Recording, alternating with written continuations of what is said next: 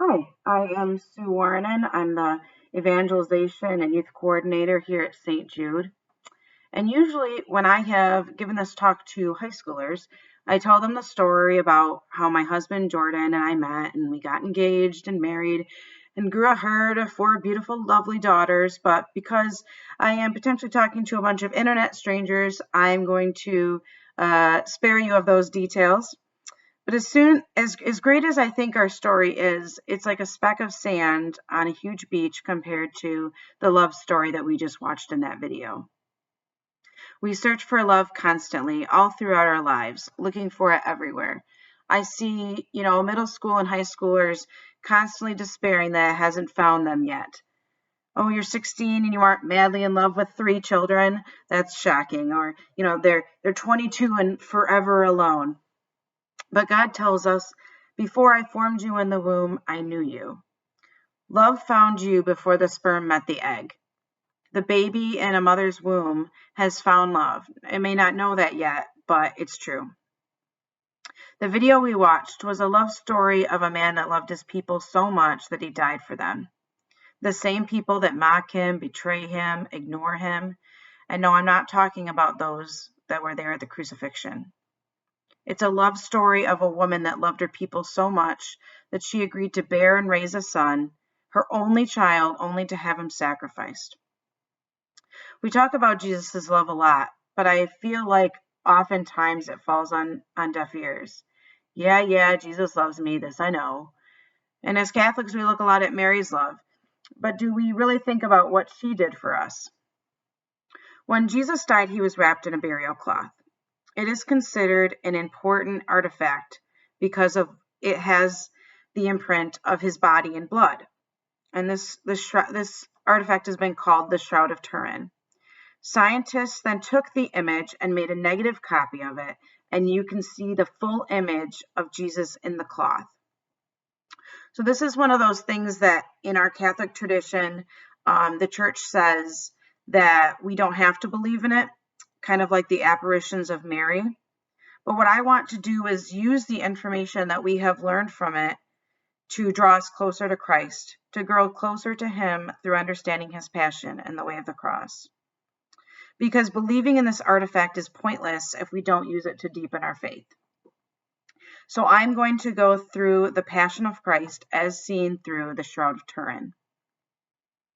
The Passion traditionally starts in the garden where Jesus has gone to pray. We know that he was under great anguish because we can tell he has started to sweat blood. Now, what many people don't realize is that's literally what happened. This is a medical phenomenon that happens when someone is in a state of terrible agony. And I know, like, when I've heard the idea that he sweat blood, it hasn't really painted that much of a picture. It basically just makes me think that there's just these bloody droplets coming from him. But really what's happening is the capillaries burst and your body basically becomes one big bruise. This would make everything much more sensitive, especially the beatings. It's almost like if you fell asleep in the sun for hours and you get a 3rd-degree burn and then someone slaps you on the back. Jesus is then captured by the Roman soldiers. He goes in front of the Sanhedrin because Pontius Pilate wanted him tried under Jewish law, and so they found him guilty. The next day, his punishment was to be scourged. The scientists can tell from the cloth that the scourge marks were from his neck to his heels.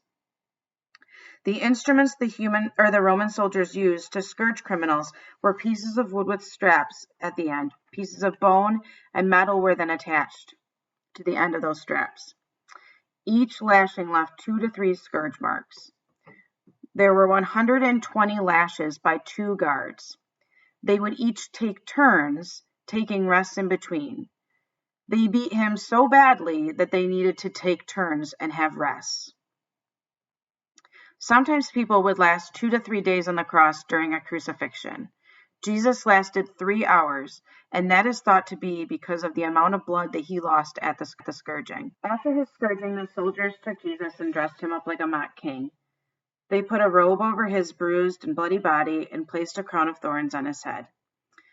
We can tell from the shroud that there were 15 puncture wounds on his head. Oftentimes we see images where the crown is a circle of thorns, but it was actually a cap that covered his entire head. After placing the cap on his head, they took a heavy stick and beat it farther. Pollen scientists found traces of pollen around the area where his head was in the shroud and were able to trace them back to a plant found in the spring in Jerusalem. And this was thought to be the plant that the thorns came from. This plant has thorns that were 2 to 3 inches in length.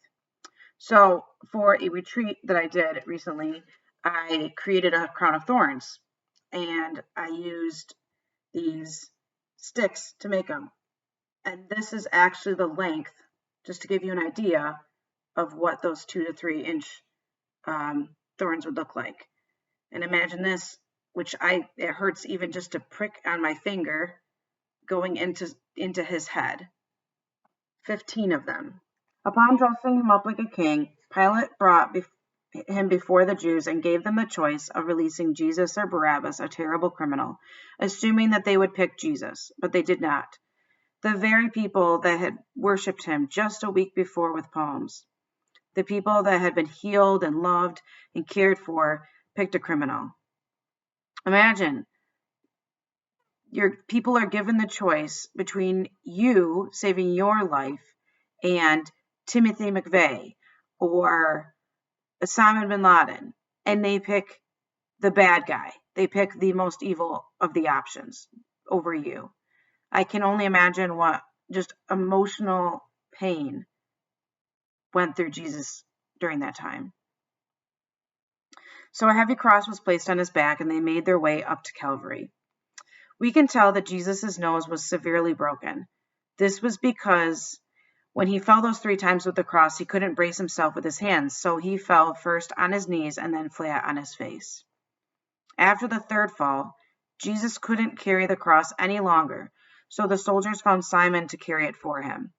They did this because the soldiers were severely punished if a man that was sentenced to die died before he was crucified. It was not out of mercy for this prisoner. When they nailed him to the cross, the shroud shows that the exit wound was on his wrist, through the median nerve. Scientists have done studies, and when pain is inflicted to that nerve, people will pass out. In order for Jesus to breathe, he had to pull up on that nail, which would have caused fiery pain to shoot throughout his whole body. The placement of the nails has been a discussion for a long time. Some believe it was in the hands, some in the wrists. From the shroud and historical findings, it is thought that it went through the palm of the hand and then out through the wrist at an angle. Like this. And that is all still debated through today. One nail went through both feet. Imagine if you were walking on the beach and you step on a board with a nail in it. That's bad enough. But that nail goes not just through one foot, but through both feet. And every time that you want to breathe, you have to push down on that nail. Even though just breathing was agony, our Lord still spoke 7 times. He said things like, "Forgive them, for they know not what they do." He forgave and offered the thief beside him a place in heaven. Jesus finally gave up his last breath and died. Typically, the legs of prisoners would be broken in order to quicken their death. But this didn't happen to Jesus in order to fulfill the prophecy that not a bone would be broken. Instead, to make sure he was dead, they pierced his side through to his heart to make sure he was dead. Blood and water poured from that wound. Water poured out because it pierced a pocket of fluid around his heart, and this broke it. When Jesus was being circumcised, and then by Jewish tradition named, a man came into the temple named Simeon. He had waited his whole life for this moment because he had to prophesy, "Look, he is destined for the fall and rise of many in Israel, destined to be a sign that is opposed. And a sword will pierce your soul too, so that the secret thoughts of many may be laid bare." Although Jesus' heart was physically broken in this moment, what Simeon was prophesying is that Mary's heart and soul was broken too. Jesus was then taken down from the cross and wrapped in the shroud, his burial cloth, by his mother. We often hear about Mary's mantle of love. A mantle is what a woman carries her baby in, like the carrier that I use for my babies.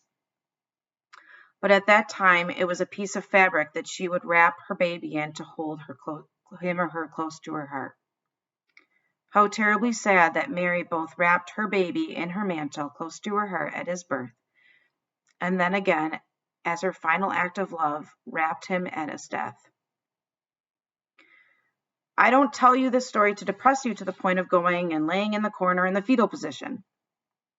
I tell it to you that so you can grasp the depths of Jesus and Mary's love for you. The entire time this was going on, Jesus wasn't thinking about himself and how sorry he was for himself to be doing this. If his focus was himself, he could have easily gotten out of it. He was focusing on you. It's like in Lamaze class when they give pregnant women a picture or something for them to focus on so they can get through labor. He was thinking about his love for you. That's how he made it through. Can you imagine how much it probably breaks his heart when we despair about how no one loves us or cares for us? Can you imagine the pain he feels when we despair that someone doesn't like us and that's all we can focus on? When he was always willing to love every inch of you, every flaw, every imperfection. In one of my favorite songs, the lyrics say, "I've heard it said that a man would climb a mountain just to be with the one he loves. How many times has he broken that promise? It has never been done. I'll never climb the highest mountain, but I'll walk the hill of Calvary just to be with you. I'll do anything. There's no price I wouldn't pay." I love my husband more than anything in the world. Through our marriage, our souls have been united. But when it comes to my Jesus, he simply can't compare. Jordan will fail me over and over again, and I will probably fail him twice that, because we are human. But Jesus' love will never fail me. And as for Mary's love, do you think for a second that if someone asked me to sacrifice my beautiful, innocent daughters for the sake of 100 people, let alone one, that I would do it? No way. As a mother, I cannot even begin to comprehend the devotion and love for the Lord that Mary has and her love for us that she would pay that price. Because unlike Jesus, that was both man and divine, Mary was only a human being, a typical mother that loves her child. But she said yes. For your sake, for my sake, for everyone's sake. Starting on Friday, I will be posting videos every day that will be focused on the Blessed Sacrament while I pray the Divine Mercy Chaplet and Novena. I pray that you do two things. That you focus on Jesus, his body, in the Eucharist, in that monstrance, and just let him love you. And two, that you meditate upon the tremendous mercy that he showers down upon us constantly. I pray that as we enter this Holy Week, that you and your family, through the struggles and the sacrifices that we have going on right now specifically, the fact that, we won't be in church for Easter like, we do every year, that you use that to draw closer to Christ.